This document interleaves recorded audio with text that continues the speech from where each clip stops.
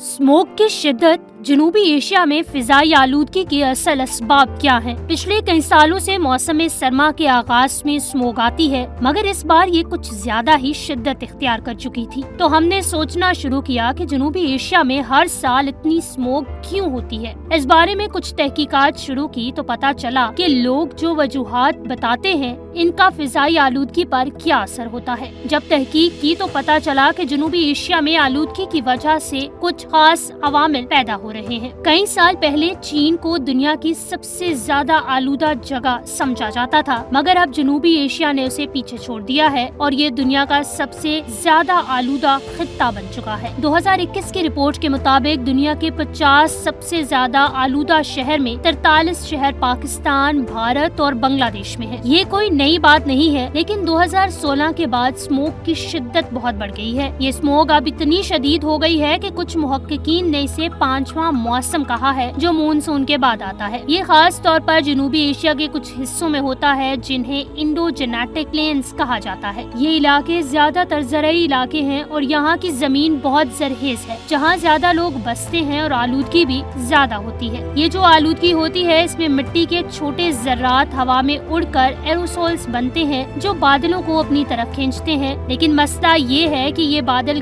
गंदे और आलूदा होते हैं और रुक जाते हैं, यानी ये कहीं नहीं जा पाते। इसका सबब यहाँ का मौसम और पहाड़ है, जो हवा को रोक देते हैं। स्मोक की शिद्दत बढ़ाने वाली एक और बड़ी वजह ये है कि जब किसान अगली फसल के लिए जमीन तैयार करते हैं, तो वो अक्सर पिछली फसल के बच जाने वाले बाकियात को आग लगा देते हैं। इससे धुआं उठता है और स्मोक बनकर शिद्दत इख्तियार कर लेता है। अब सवाल ये है कि किसान आखिर ऐसा करते क्यों हैं? इसका जवाब ये है कि इनके पास वक्त कम और वो आग ना लगाएं तो जमीन साफ करने के लिए ज्यादा मजदूर और पैसा लगता है। 2012 में भारतीय पंजाब के 90% किसान अपने खेतों में बाकियात को आग लगा देते थे और ये रविश अब भी जारी है। ये आग फिजाई आलूदगी को बहुत बढ़ाती है और हवा में एरोसल्स की मिकदार ज्यादा हो जाती है, जिससे स्मोक मजीद शदीद हो जाती है। यहाँ पर बहुत ज्यादा आलूदगी होती है, जिसकी वजह से ओजोन की तह को भी नुकसान पहुँचता है और मौसम में तब्दीली आती है। इस तहकीक में जो डाटा इस्तेमाल किया जाता है वो मुख्तलिफ शहरों का होता है। इस डाटा से एक ग्राफ बनाया जाता है, जिसमें ये बताया जाता है कि हवा में हर रोज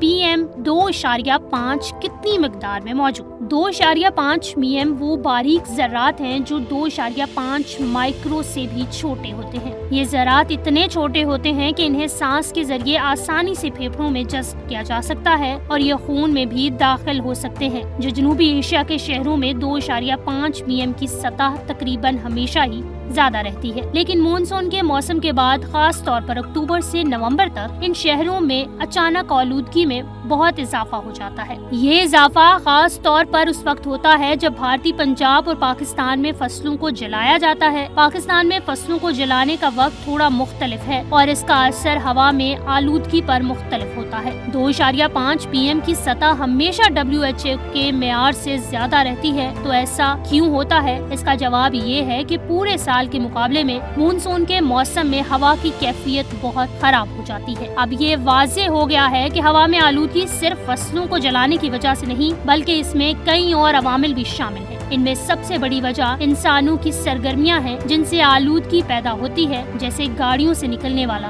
धुआं।